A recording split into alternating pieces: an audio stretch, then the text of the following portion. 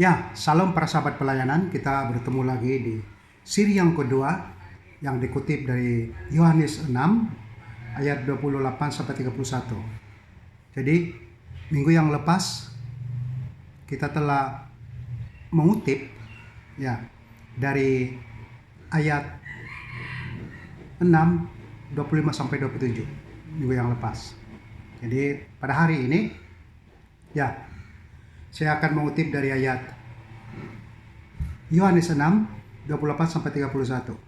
Jadi masih tema yang sama ya, tapi ini adalah siri yang kedua. Ya, jadi tema kita roti surga yang memberi kehidupan. Ya, jadi ini siri yang kedua. Jadi saya sangat bersyukur kepada Tuhan karena Tuhan sangat baik dalam kehidupan saya, sehingga kan Tuhan ya memberi ruang, peluang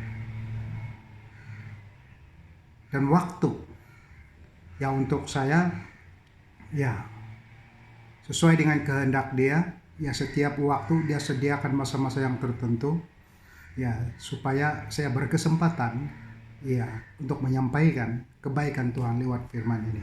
Jadi saya sangat bersyukur ya karena sekali lagi kita dipertemukan di siri yang kedua ini yang bertemakan roti surga yang memberi kehidupan, yang dikutip dari ayat dari Injil Yohanes pasal 6 28 sampai 31, siri yang kedua.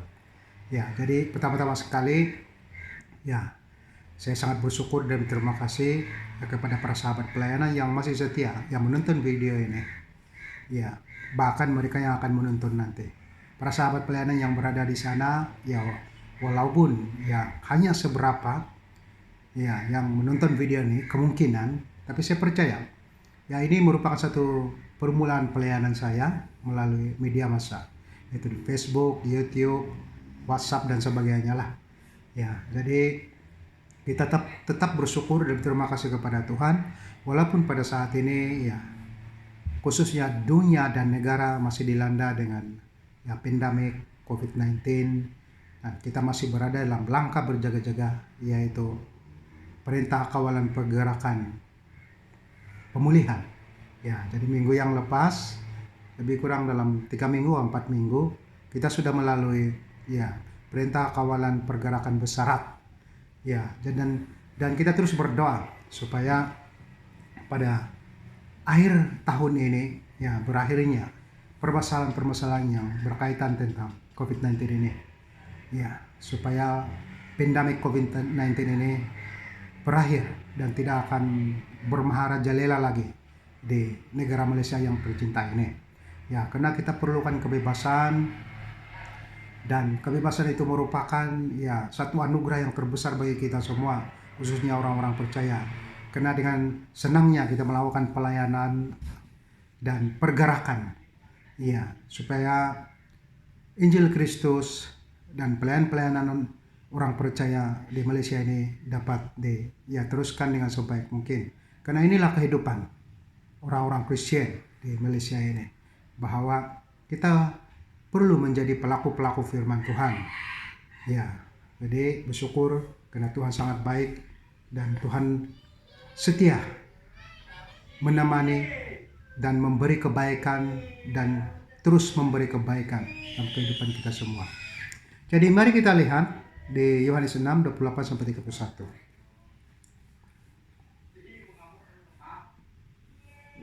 Lalu kata mereka kepadanya, "Apakah yang harus kamu perbuat supaya kami mengerjakan pekerjaan yang dikehendaki Allah?" Jawab Yesus kepada mereka, "Inilah pekerjaan.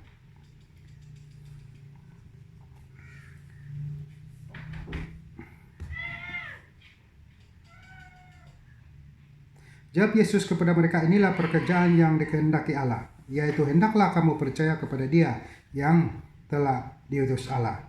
Maka kata mereka kepadanya, "Tanda apakah yang engkau perbuat supaya dapat kami melihatnya dan percaya kepadamu?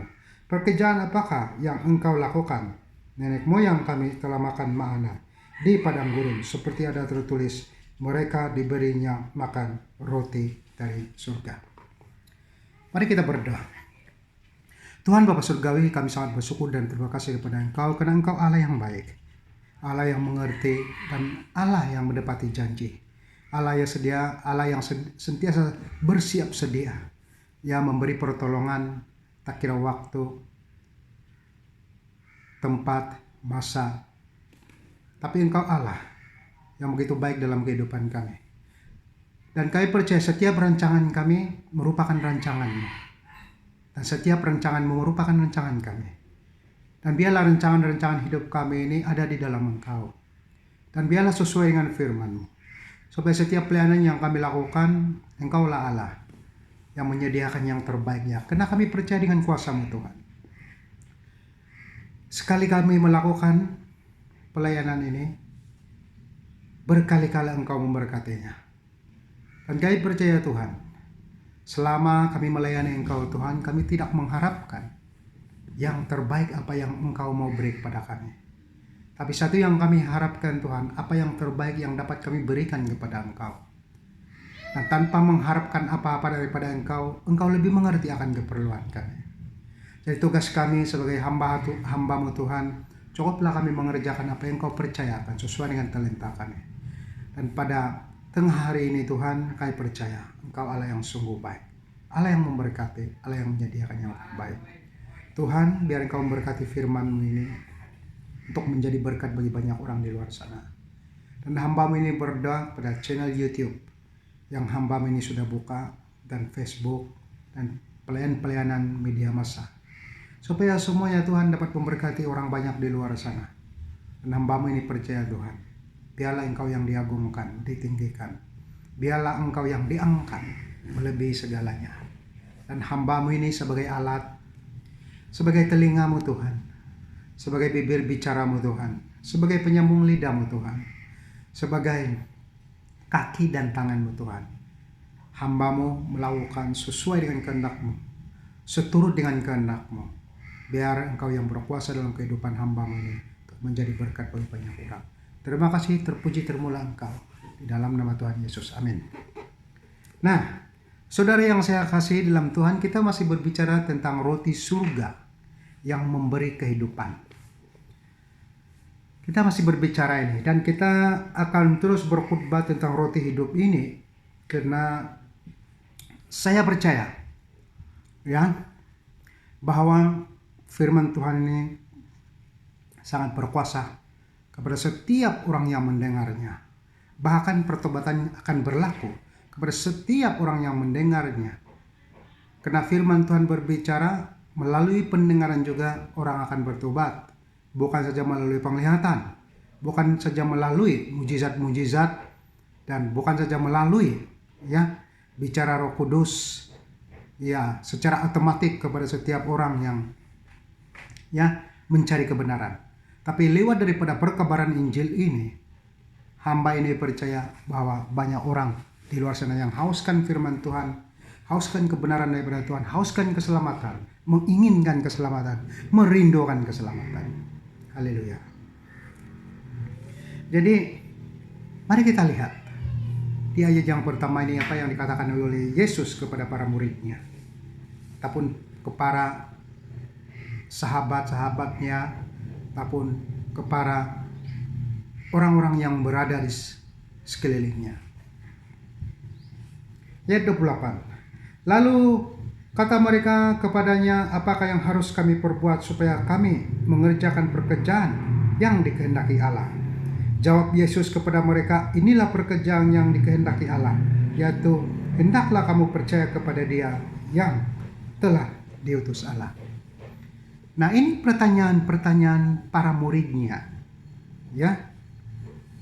Ini saya percaya adalah orang-orang yang di sekelilingnya secara otomatis menjadi muridnya, walaupun bukan pengikut. Ya, dan mereka percaya dengan sebab-sebab yang tertentu, dan saya percaya kepercayaan ini luas. Dan ada yang penyebab-penyebabnya kenapa mereka percaya dengan Yesus, suka dengan Yesus, dan menghendaki Yesus. Dan mereka bertanya kepada Yesus, seperti mana yang pernah saya ulaskan minggu lepas. Ya, Yesus memberi teguran kepada mereka, ya kamu mencari aku bukan karena tanda-tanda itu, tetapi kamu sudah makan roti dari surga. Kamu sudah makan itu ikan. Kamu sudah melihat mujizat. Nah, itu saya sudah ulaskan minggu lepas. Nah, pada hari ini saya ulaskan tentang perkara ini yang berkaitan tentang pertanyaan para murid-murid yang berada di luar sana, orang-orang baru yang baru mengikuti dia. Nah, dan saya percaya pertanyaan ini merupakan satu pertanyaan kepada Yesus. Dan akibatnya, kenapa pertanyaan ini wujud di setiap pemikiran para murid-muridnya yang orang-orang baru atau orang-orang sekeliling yang berada pada masa itu, yang berada di mana Yesus telah mengadakan mujizat. Nah, selepas itu beberapa hari kemudian mereka mencari Yesus lagi dengan tujuan yang sama. Dan saya percaya ya bukan semua orang itu berpikiran bahwa ya hanya itu saja yang penting, mujizat atau berkat-berkat, keperluan secara materi. Tetapi keperluan secara batin, maksudnya di sini secara iman, secara hati. Dan mungkin juga kan ada yang lebih daripada itu, anggapan, ingatan atau kehendak mereka di masa itu. Nah, sebab itu mereka berbicara di sini. Apakah yang harus kami perbuat supaya kami mengerjakan pekerjaan yang kehendaki? Jadi pengikut Yesus, tapi dia belum tahu lagi apa yang harus dia lakukan untuk Yesus. Walaupun kepercayaan itu sudah ada. Nah, sehingga ke hari ini persoalan itu masih wujud. Banyaknya orang yang menjadi Kristen, tapi masih mencari-cari apakah yang harus dia lakukan untuk Tuhan. Padahal sudah menjadi Kristen. Nah, selalunya Kristen seperti ini adalah Kristen yang mewarisi kekristenan daripada keluarga. Dalam arti kata lainnya, mereka telah menjadi bayi rohani secara rohani di dalam agama Kristen itu karena mereka tidak pernah berada di dalam bidang pendidikan. Nah, ini sebagai contoh, khususnya kepada mereka ini yang ada persoalan dalam kehidupan, ada persoalan di dalam hati, ada persoalan dalam pikiran, dengan perkara yang berkaitan. Sebab itulah mereka datang kepada Yesus. Apa yang harus kami buat supaya kami mengerjakan pekerjaan yang dikehendaki Allah? Nah, saudara yang saya kasih Tuhan, persoalan ini sangat baik kepada setiap orang baru, apalagi yang mereka yang baru memeluk agama Kristen. Dan inilah yang seharusnya terjadi, yang harus dilakukan oleh orang percaya. Mereka harus bertanyakan perkara ini. Apa yang harus kami lakukan supaya kami dapat mengerjakan kehendak Tuhan? Nah, adakah di antara kita di sini pada saat ini, khususnya para pendengar, para sahabat pelayanan di luar sana yang mendengar khotbah ini, kita pernah bertanya kepada Tuhan, Tuhan, apakah yang harus saya lakukan supaya saya dapat mengerjakan kehendak Engkau, perintah Engkau dengan sesungguhnya? Dalam arti kata lainnya, supaya saya tidak berpeluk tubuh, supaya saya tidak duduk diam-diam, tapi supaya saya dapat mengerjakan apa yang Kau kehendaki. Nah, ini yang dikehendaki oleh Tuhan. Persoalan ini perlu ada supaya ada jawaban Dia. Nah, pada saat ini mari kita tanya diri kita sendiri, khususnya para sahabat pelayanan yang sudah lama menjadi Kristen. Selalunya kita datang ke gereja, selalunya kita ikut pelayanan, persoalan kita satu saja. Apa berkat yang saya dapat? Nah, ini persoalan ini, apa berkat yang saya dapat? Ini orang yang menjadi Kristen tapi tidak mau menjadi pengikut. Pengikut ini sebenarnya adalah orang yang bertanya kepada Tuhan, apa yang boleh saya lakukan kepada Engkau? Bukan apa yang saya dapat daripada Engkau, Tuhan. Kalau kita berpikiran seperti itu, Tuhan, apa yang saya dapat daripada Engkau kalau saya melayani Engkau? Kita bukan beranggapan Dia adalah Tuhan, tapi kita beranggapan Dia adalah majikan kita. Seolah-olah kita sedang bekerja dengan Dia. Dia pemberi gaji kepada kita.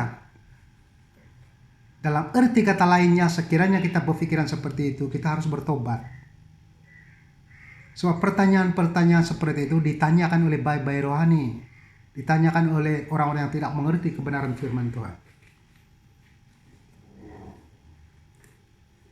Tapi sekiranya itu berlaku kepada Anda semua, perlu juga Anda semua tahu apakah jawaban yang sepatutnya, yang seharusnya yang dijawab oleh Tuhan dalam kehidupan Anda semua. Jadi dua perkara. Yang pertama, apabila kita bertanya, sudah pasti kita tidak mengerti. Kita perlukan jawaban. Dan yang kedua, apabila kita bertanya, itu berarti ya, kita inginkan kepastian. Apakah yang sebenarnya sedang berlaku? Berbanding dengan orang yang diam-diam. Ya, sebab ini nomor. Mungkin pada mulanya kan, ya kita tidak paham apa-apa. Kita bertanya sesuatu kepada gembala kita. Apakah yang saya harus lakukan di gereja ini dalam pelayanan saya? Supaya saya menepati kehendak Tuhan. Supaya saya dapat mengerjakan perintah Tuhan. Ya, pertanyaan-pertanyaan seperti ini adalah pertanyaan-pertanyaan yang normal, yang biasa ditanyakan oleh para orang Kristen.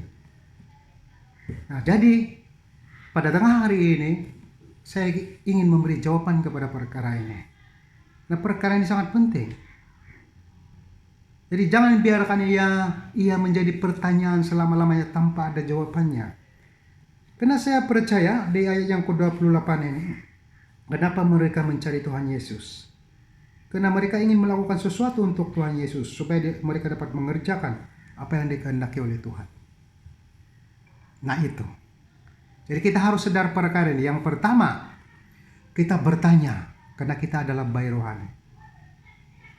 Dan kita tidak tahu jawabannya. Itu penting bertanya. Dan yang kedua, kita bertanya karena kita inginkan jawaban. Dan yang ketiga, kita tidak paham apa-apa. Sebab itulah kita bertanya. Mungkin 3 aspek yang sedang berlaku dalam kehidupan kita seharusnya berlaku. So, kalau ia tidak berlaku, kita akan menjadi kulit Kristen selamanya. Sebab orang yang menjadi Kristen dan tidak bertanya, tidak belajar, dan tidak melakukan apa-apa, nah ini sangat bahaya. Bukan karena ya kita menjadi Kristen hanya untuk mendapatkan berkat saja, diam-diam dapat berkat, tidak juga. Seorang Kristen juga harus berilmu, harus belajar, harus mengerjakan perintah Tuhan. Barulah kekristenan itu adalah kekristenan yang berbuah. Kekristenan yang menjadi berkat. Baik kemuliaan nama Tuhan dan baik kebaikan dalam hidup sendiri. Nah, itu perlu. Nah, sebab itulah mereka bertanya-tanya di sini. Ya, dan saya ulang sekali lagi, persoalan yang harus dijawab juga. Apabila kita bertanya tentang perkara ini, itu berarti kita sedang bertindak balas dengan apa yang Tuhan kehendaki dalam kehidupan kita. Apa yang boleh kami lakukan? Nah, ini harus yang ditanam. Ini perkara seharusnya ditanam di dalam pemikiran, mentality orang percaya, orang Kristen khususnya. Ya, apa yang harus kami lakukan untuk Engkau Tuhan? Tunjukkan kepada kami, supaya kami dapat melakukannya. Itu perlu. Daripada kita melakukan sesuatu yang pura-pura kita paham, tapi sebenarnya kita tidak paham. Yang berpura-pura ini sangat berbahaya, karena tidak mendatangkan manfaat, tidak mendatangkan berkat. Bahkan akan mendatangkan masalah di masa yang akan datang. Banyaknya orang melayani boleh jatuh di masa yang akan datang. Kena berpura-pura pandai, tahu segala-galanya, tak boleh diajar, tak boleh dididik, tak boleh ditegur. Tapi akhirnya mereka jatuh, karena mereka bersandar kepada pengertian sendiri. Sebab itulah firman Tuhan mengatakan, seorang murid tidak melebihi gurunya, kecuali dia harus belajar daripada gurunya. Jadi kalau mau menjadi guru harus belajar dulu, jadi murid yang baik dulu. Kalau susah untuk menjadi murid yang baik, bagaimana menjadi guru yang baik? Nah, ini juga didikan Tuhan Yesus. Jadi pada permulaan itu, mentality itu untuk melakukan pelayanan kepada Tuhan itu, pertanyaan yang pertama dalam hati, apa yang saya boleh lakukan untuk Tuhan? Supaya memuliakan nama Tuhan. Supaya memberkati gereja Tuhan.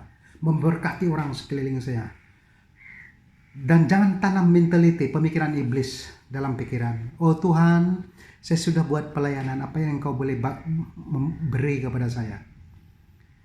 Ini mentality orang di zaman ini. Setiap kali masuk pelayanan mesti pikir, apa berkat yang didapat, apa habuan, apa keuntungan.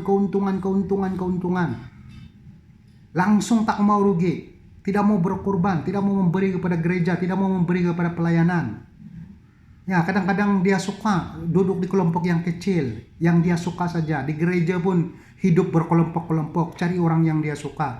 Orang yang dia tak suka, dia tak mau campur dan sebagainya. Orang seperti ini susah bertumbuh. Kenapa? Dia jadikan gereja dia seperti rumah dia. Dia jadikan gereja tempat berehat, tempat tidur. Bukan tempat beribadah, tempat bertobat. Ya, bukan tempat untuk menjangkau jiwa-jiwa. Gereja ini sebenarnya bukan saja tempat beribadah, bersekutu. Tapi gereja ini adalah satu pusat pemulihan. Kita harus bebas daripada sebarang ikatan. Kalau kita datang ke gereja, kita masih diikat dengan mentality yang tidak benar. Itu berhati-hati. Sebab saya sudah melihat, selama saya buka gereja di Johor ini, ya, mereka yang tidak dapat bertahan di dalam pelayanan adalah mereka yang memiliki mentality berkelompok-kelompok. Mereka hanya berkawan dengan orang yang mereka suka saja. Yang orang yang dia tidak suka, dia tidak mau berkawan. Nah, kalau orang seperti ini kan dia tidak bebas daripada ikatan-ikatan. Ikatan apa? Karena dia pilih bulu, pilih orang, dan sangat susah ramah dengan orang.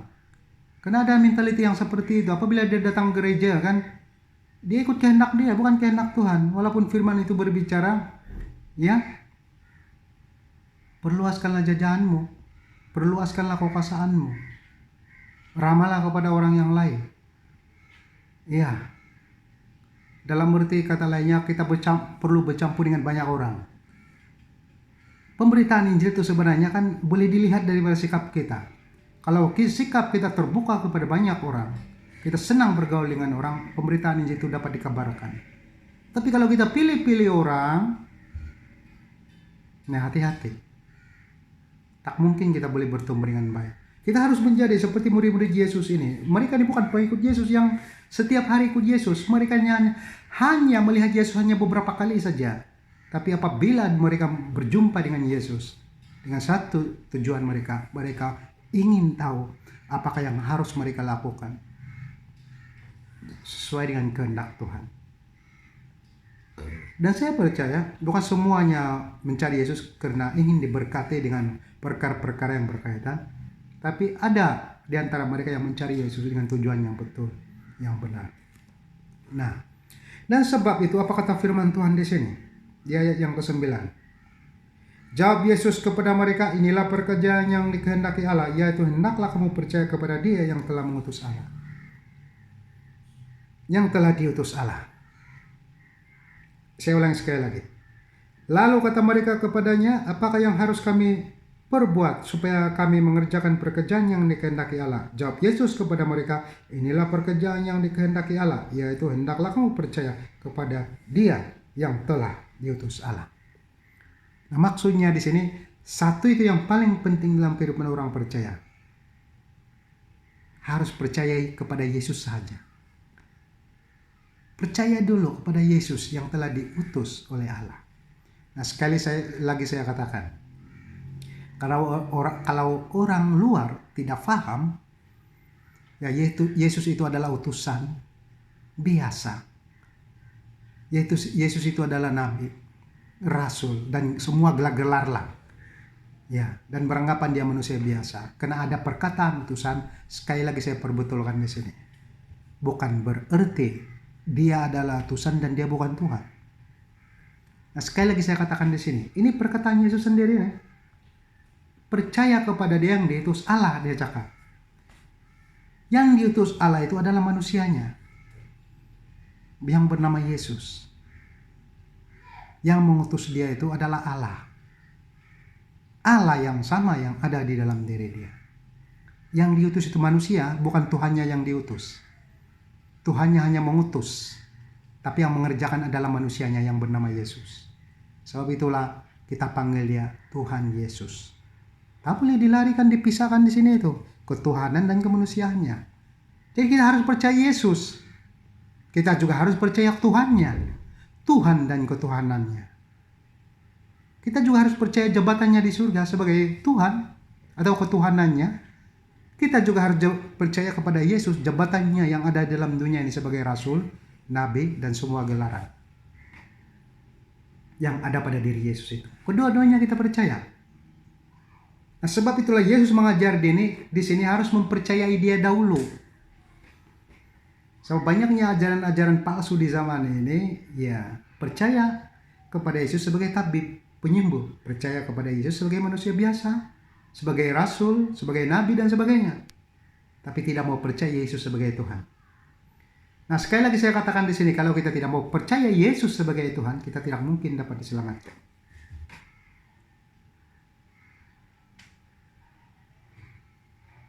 Kalau kita tidak percaya Yesus sebagai Tuhan, kita tidak mungkin dapat diselamatkan.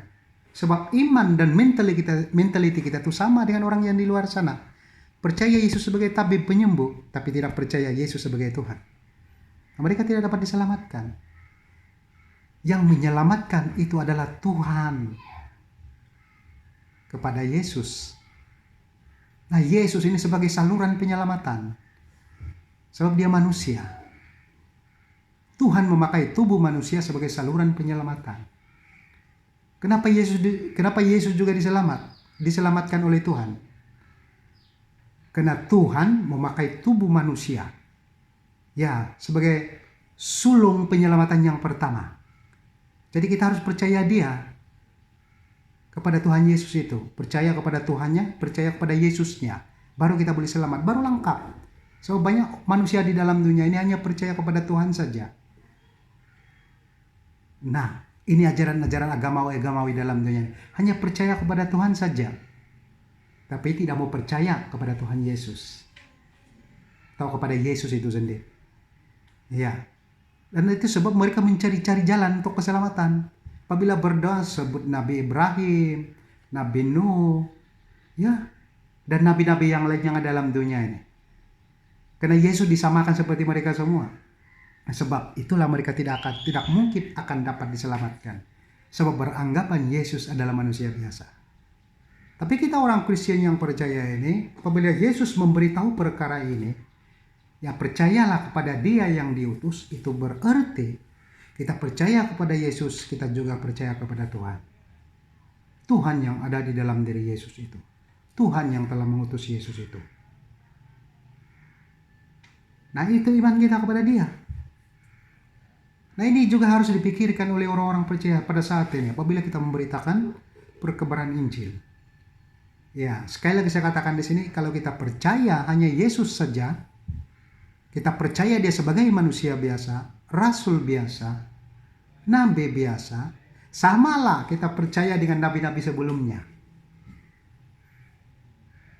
Bolehkah mereka semua menyelamatkan kita? Belum tentu, mereka juga semua berdosa, melakukan dosa. Ya, bolehkah kita percaya mereka semua untuk perkabaran-perkabaran keselamatan daripada Tuhan? Ya, kita mau percaya kepada perkabaran itu, kepada firman Tuhan yang disampaikan para nabi sebelumnya. Tapi mereka bukan Tuhan. Mereka bukan Tuhan yang menjadi manusia. Ya, sebab mereka juga beriman kepada Yesus. Lihat kepada nubuatan-nubuatan Yesaya, Daud, Abraham. Nah, nubuatan-nubuatan tentang kelahiran Yesus di dunia ini sebagai juru selamat pribadi. Mereka juga beriman kepada Yesus, anak tunggal Allah itu. Beriman sebelum Yesus lahir, mereka sudah beriman kepada Yesus. Beberapa ribu tahun yang akan datang, mereka sudah beriman sebab sudah dinubuatkan. Kenapa mereka diselamatkan? Semua para nabi ini karena beriman kepada Yesus, kepada nubuatan-nubuatan yang diberitahu oleh para malaikat, oleh Tuhan kepada mereka, bahwa akan lahirnya seorang anak tunggal Allah di dunia yang menyelamatkan manusia daripada dosa mereka. Yesus belum lahir lagi, tapi mereka sudah beriman kepada Yesus. Nah, itulah mereka terselamat. Bagaimana dengan kita semua ini? Kita juga beriman kepada Tuhan Yesus 2000 tahun yang lampau. Kita juga tak pernah jumpa dengan Yesus. Tapi Alkitab berbicara, semua orang yang percaya dan beriman kepada Dia akan diselamatkan oleh Tuhan. Kita beriman kepada Yesus yang sudah limpas 2000 tahun yang lampau. Yesus sudah naik ke surga. Tapi iman kita kepada Dia. Jadi konsep penebusan itu yang memberikan satu kekuatan kepada Yesus. Bahwa Dia itu perlu diimani dan dipercaya. Sebab Dia hanya seorang yang dapat melakukan. Nah, sekali lagi saya ulangi di sini nih. Ini saya suka bercerita tentang perkara ini. Karena selalu ditanyakan oleh orang. Bagaimana pastor, ini agama seberang, bagaimana pastor boleh beriman kepada Yesus? Macam mana pastor boleh beriman kepada Yesus? Dia dianggap Tuhan dan sebagainya. So, menurut kami, cukup kami beriman kepada para nabi. Karena nabi juga dipakai Tuhan untuk mencari para domba-domba yang hilang. Kita juga boleh menyelesaikan masalah Tuhan, mencari orang-orang yang hilang. Sesuai dengan ayat mereka kutip lah. Ya, dan dimasukkan ajaran Dia di dalamnya. Yang mereka kutip dalam Alkitab. Tapi apa jawaban saya? Ini bukan soal cari-mencari, ini soal penebusan dosa. Mari kita lihat di Perjanjian Lama. Apa yang Tuhan lakukan? Dari kitab Kejadian. Ya, sampai Malakai. Perlunya penebusan itu satu pengorbanan binatang. Binatang yang tidak bercacat cala. Satu domba yang sempurna. Yang harus dikorbankan. Darahnya harus dipercik. Sebagai pengampunan dosa. Tapi apa kata firman Tuhan? Tuhan sudah membatalkan semuanya. Tuhan tidak perlukan lagi darah binatang. Bahkan firman Tuhan berbicara, Tuhan sudah muak dengan darah binatang. Tapi orang Israel tak mau bertobat. Jadi kalau orang Israel sendiri yang dekat dengan Tuhan tak mau bertobat, susah ditobatkan hanya dengan darah binatang saja. Apatah lagi kita semua yang tidak lahir pada masa itu. Mereka yang nampak Tuhan setiap hari, berjumpa dengan Tuhan setiap hari pun susah bertobat dengan darah binatang. Nah, sebab itulah ini konsep ini soal penebusan. Ya, kalau Tuhan cari manusia di dalam dunia ini, tiada manusia yang sempurna. Firman Tuhan mengatakan semua manusia sudah berbuat dosa. Jadi tiada seorang pun manusia yang sempurna yang harus menjadi penebusan.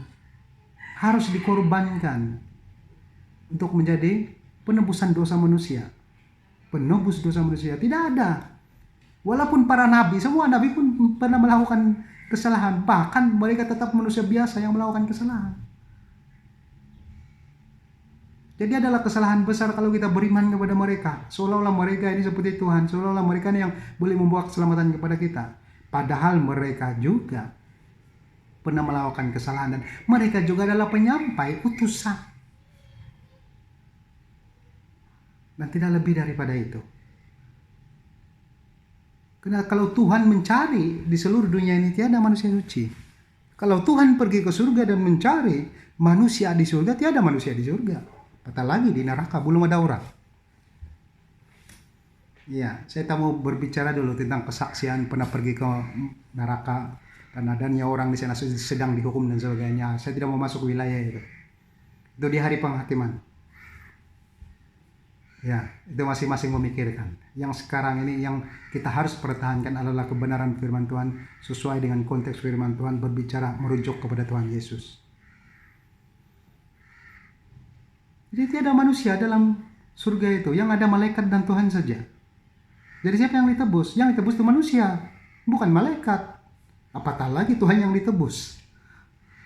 Bahkan ini adalah pekerjaan Tuhan, ini adalah karya Tuhan. Tuhan yang mau melakukan ini. Ya, sebab upah dosa adalah maut. Daripada kita semua masuk dalam neraka, karena dosa Adam dan Hawa, manusia yang pertama itu, dosa itu yang berjalan dalam kehidupan manusia. So kalau dosa itu tidak berjalan dalam kehidupan manusia, iblis sudah berhenti mencobai kita. Karena adanya alasan iblis karena dosa itu daripada manusia yang pertama itu alasan iblis. Ya, untuk mencobai kita, menarik kita untuk bersama-sama dengan dia masuk neraka. Itu merupakan satu perjanjian dengan Tuhan. Dan saya ulangi sekali lagi di sini. Ya. Kalau tidak ada konsep penebusan ini, Kenapa kita masih ada agama-agama di luar sana yang masih mengorbankan binatang? Itu konsep penebusan semua itu. Jadi kita sebagai orang Kristen kita percaya akan penebusan yang dilakukan oleh Tuhan Yesus itu. Sebab apa, saya ulangi sekali lagi di sini. Tidak ada di surga itu, tidak ada manusia di sana yang boleh turun ke dunia ini yang harus menebus dosa manusia. Dan cari manusia di dalam dunia ini pun tidak ada manusia yang suci, yang kudus, yang benar. Hanya satu saja cara Tuhan. Tuhan yang berada di surga itu harus turun ke di dunia ini. Turun ke dalam dunia ini dan harus menjadi manusia. Yang bernama Yesus. Dialah satu-satunya manusia dan Tuhan campuran. Manusia dan Tuhan yang boleh menebus dosa manusia. Dialah satu-satunya. Tidak ada manusia lain. Nah, sebab itulah orang Kristen sebagai orang percaya, kita percaya apa yang Yesus katakan di sini. Di ayat yang 29 ini, jawab Yesus kepada mereka, inilah pekerjaan yang dikehendaki Allah, yaitu hendaklah kamu percaya kepada Dia yang telah diutus Allah. Nah, Yesus itulah utusan Allah. Dan pada masa yang sama, Allah sendiri yang menjadi manusia. Sesuai dengan apa kata Yohanes 1. Pada mulanya adalah firman, firman bersama-sama dengan Allah. Allah itu adalah firman dan firman menjadi manusia. Pada mulanya adalah firman, firman bersama-sama dengan Allah, dan Allah adalah firman, dan firman itu menjadi manusia. Ya, kita harus sadar di sini bahwa tak mungkin dapat dipisahkan firman dengan Allah. Tak mungkin dapat dipisahkan ya Allah dengan Yesus. Sebab Yesus juga mengatakan, Bapa di dalam aku di dalam Bapa. Itu berarti mereka ada kesatuan secara roh. Yang membezakan mereka ini Allah Bapa, yang disebut Allah Bapa di situ itu Dia Tuhan yang tidak kelihatan karena Dia roh. Tapi Yesus itu kelihatan. Itu membezakan Dia, kelihatan. Yang membezakan itu yang kelihatan, yang sudah jadi manusia. Nah, itu yang membezakan Dia. Ya, yang Tuhan di surga tak kelihatan, Yesus ini kelihatan. Dan bukan berarti Dia bukan Tuhan. Sebab kami adalah satu, Dia cakap. Jadi roh Tuhan itu ada dalam diri Yesus. Dan pada masa yang sama Dia sebagai manusia yang kelihatan. Nah, sebab itulah firman Tuhan ini berbicara Yesus itu adalah utusan. Dan bukan berarti Dia bukan Tuhan. Kita harus percaya dua-duanya. Yesus itu manusia, Yesus itu Tuhan. Sebab itulah kita panggil Dia Tuhan Yesus. Jadi kalau kita tidak percaya Dia, ya, terus terang saya katakan di sini, Anda tidak akan memperoleh keselamatan. Ayat 30. Maka kata mereka kepadanya, tanda apakah yang engkau perbuat supaya dapat kami melihatnya dan percaya kepadamu? Pekerjaan apakah yang engkau lakukan? Nah, mereka menuntut tanda. Jadi ini biasa, manusia biasa seperti ini. Mereka tidak akan percaya kalau tidak ada tanda, tidak ada bukti, mujizat dan sebagainya. Ini menjadi persoalan. Jadi persoalan. Sehingga ke hari ini banyaknya orang masih bertanya-tanya. Macam di ayat 9 ayat 30 ini. Maka kata mereka kepadanya, tanda apakah yang engkau perbuat supaya dapat kami melihatnya dan percaya kepadamu? Pekerjaan apakah yang engkau lakukan? Nah, sekali lagi saya ulangi sekali lagi. Di zaman Yesus, ya banyak orang seperti ini. Bukan orang Yahudi saja. Keluarga Yesus sendiri pun banyak seperti ini. Masa-masa Yesus pergi ke Nazaret, Yesus juga di kampung halaman Dia, tempat kelahiran Dia. Ya, sebuah desa yang kecil, Nazaret nama dia. Mereka tidak percaya, oh ini anak Yusuf ini, anak tukang kayu. Kenapa dia mengatakan diri dia sebagai anak Tuhan pula? Kan dia lahir daripada Maria. Ya. Jadi setiap manusia di dalam dunia ini kalau tiada Roh Kudus di dalam otak dia yang bekerja, sudah pasti apa yang dia lihat itu jauh daripada kebenaran firman Tuhan. Walaupun firman Tuhan itu sudah menulis tentang orang itu. Yesus itu sudah ada dalam perjanjian lama. Sudah dinubuatkan dengan jelas-jelas di situ. Sebab itu pentingnya perlukan urapan. Dan saya percaya keluarga Yesus di Nazaret mereka semua ini tiada urapan. So itulah mereka menolak akan ketuhanan Yesus. Dan mereka hanya percaya pada kemunisian Yesus. Sebab mereka ini keluarga yang dekat. Jadi ini bukan masalah. Ya, kita sendiri yang jadi hamba Tuhan ini pun bukan semua keluarga suka dengan kita. Ada yang menolak kita. Ya, kita jadi hamba Tuhan pun sudah jadi masalah bagi mereka.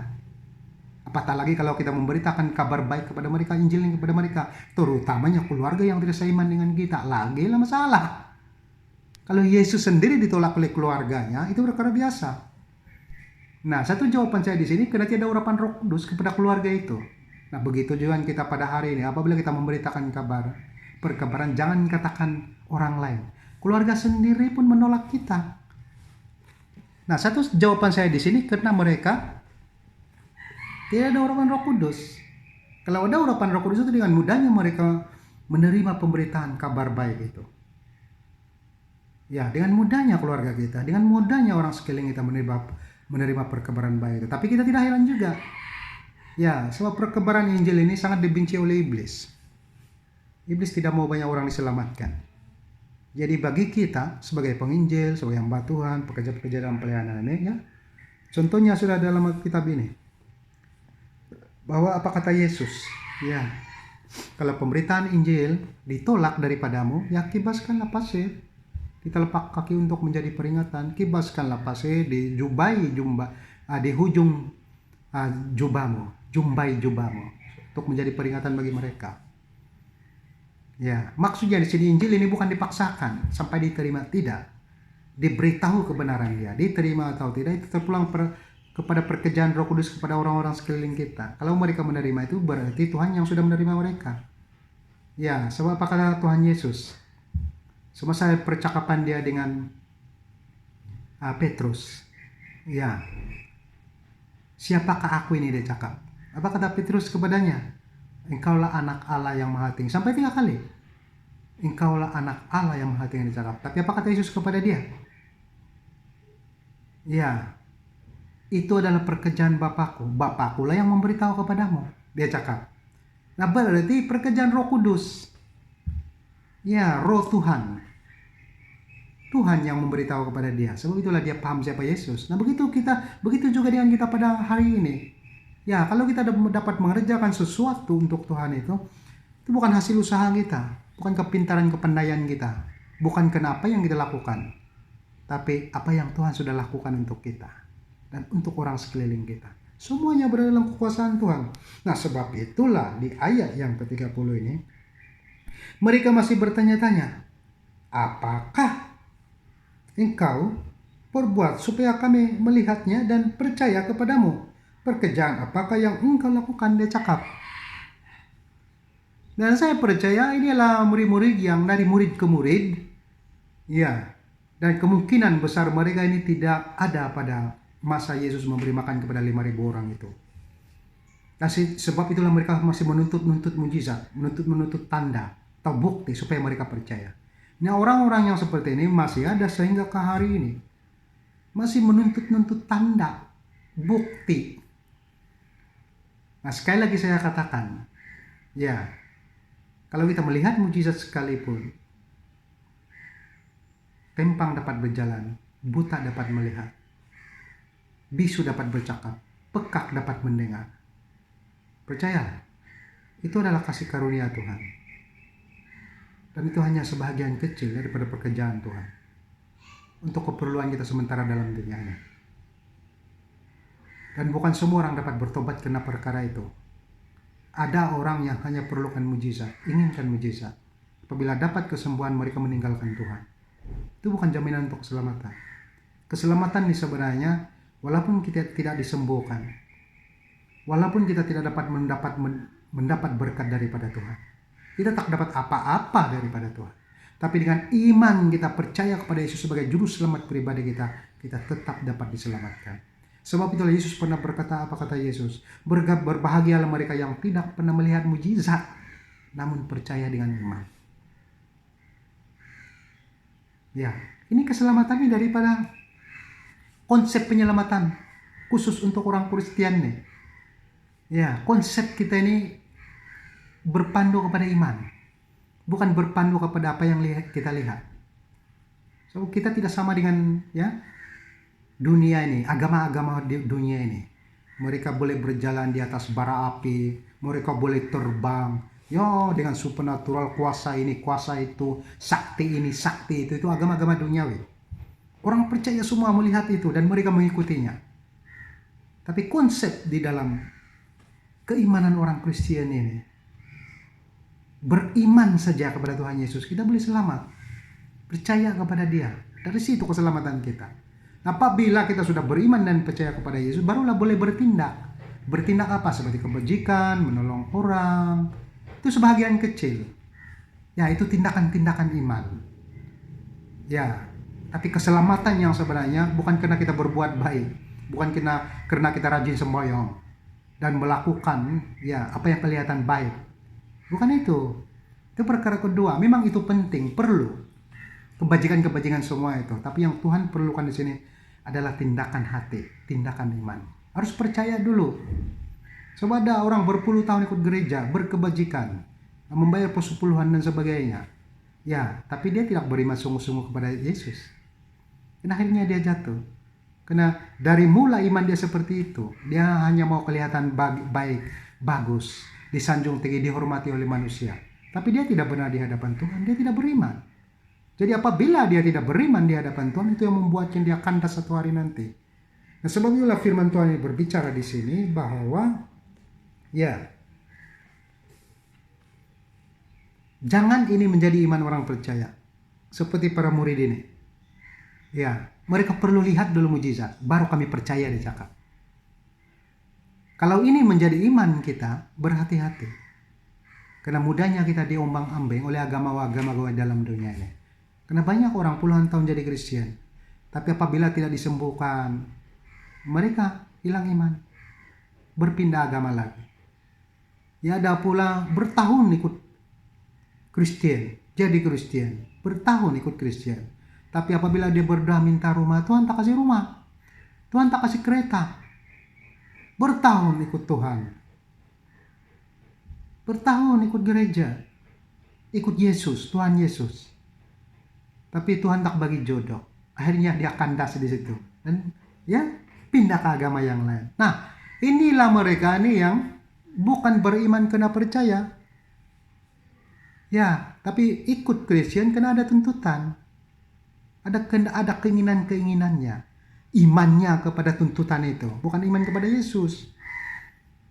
Dan orang-orang yang seperti ini jarang Tuhan jawab doa dia. Karena Tuhan melihat hati. Kalau hati itu tidak benar, tak mungkin dia akan melihat berkat daripada Tuhan. Tuhan tidak akan membazir-bazir berkat seperti ini kepada orang seperti ini. Dia selamat ke tidak akan merugikan Tuhan. Karena ramai orang lagi yang harus diselamatkan. Kadang-kadang Roh Kudus ini seperti ini. Dia bukan mudah membazirkan kuasa dia yang tak mungkin dapat menyelamatkan orang lain. Tapi dia memberi kuasa kepada mereka yang percaya, yang benar-benar mau bertobat, benar-benar boleh diselamatkan. Dalam arti kata lainnya, kita percaya juga mungkin dia adalah pilihan Tuhan juga, karena dia melihat semua itu. Dan mereka yang mencari-cari, yang meminta-minta ini, mungkin mereka bukan pilihan Tuhan. Kalau diartikan seperti itu, sah-sah saja. Tapi apa yang kita jelaskan sekarang ini, apa yang kita alami, yang kita lihat, dan kita percaya itu. Nah, sebab itulah apa yang dikatakan oleh firman Tuhan di sini, mereka perlukan bukti. Tapi apa jawaban Yesus? 31 ini. Nenek moyang, bukan jawaban Yesus, jawaban mereka, pertanyaan mereka. Nenek moyang kami telah makan mana di padang gurun, seperti ada tertulis mereka diberinya makan roti di surga. Nah, kenapa ini menjadi pertanyaan mereka? Apa niat, apa tujuan mereka sebenarnya supaya kami percaya di sana? Dia teringat itu nenek moyang dia yang diceritakan oleh turunan, yang diceritakan oleh Alkitab, yang diceritakan oleh para nabi, lewat kitab suci, bahwa keturunan mereka dulu ini semasa dipimpin oleh Musa pernah makan roti mana di padang gurun. Nah, itu yang mereka lihat. Fokus mereka di situ. Sebab itulah mereka mau ikut Yesus sebab mereka mau itu roti. Yesus melakukan sekali lagi. Tuhan yang dulu itu sudah melakukannya untuk bangsa mereka, untuk keluarga mereka. Semasa mereka berada di padang gurun, mereka sudah makan mana yang datang dari surga. Dan mereka juga ada tuntutan untuk itu. Coba kita imagine, adakah iman seperti ini? Dorang beriman percaya sepenuhnya kepada Yesus Juru Selamat, atau mereka hanya meminta-minta roti? Nah, sekali lagi saya ulangi, sekali lagi saya ulangi di sini. Ya, cukup. Kita berhenti kalau iman kita hanya mencari keuntungan pribadi. Walaupun kita ada dasar, ada potokan firman Tuhannya. Dulu mereka diberkati, kenapa kami tak diberkati? Ya, betul, mereka juga diberkati karena itu keperluan. Itu juga keperluan kamu dan saya pada hari ini. Tapi jangan jadikan ini sebagai tuntutan iman. Ya, dahlah Tuhan itu mati di atas kayu salib untuk menebus dosa kita, telah memberkati kita, memberi segala-galanya. Tapi kita hidup dengan roti saja. Tuntutan itu saja. Kita hanya pikir perut kita saja. Kita tak pikir keselamatan di hari akhirat. Kita tak pikir keselamatan yang ada di surga itu. Yang kita pikir yang dalam dunia ini. Kita takut tiada duit, tiada makanan, tiada roti, dan tiada segala-galanya. Nah, inilah tuntutan-tuntutan di zaman Yesus. Para murid yang dari luar sana itu. Dari murid ke murid yang berada di luar sana. Yang bukan pengikut Yesus. Mereka yang mendengar kabar-kabar di luar sana ini. Yesus boleh mengadakan mujizat begini begitu dan sebagainya. Itu sebab mereka mengikuti. Tapi mereka tidak bertobat sepenuhnya, sesungguhnya. Karena ada tuntutan-tuntutan iman seperti itu. Nah, saya ulang sekali lagi ayat terakhir ini dan kita sambung yang di masa yang akan datang lagi.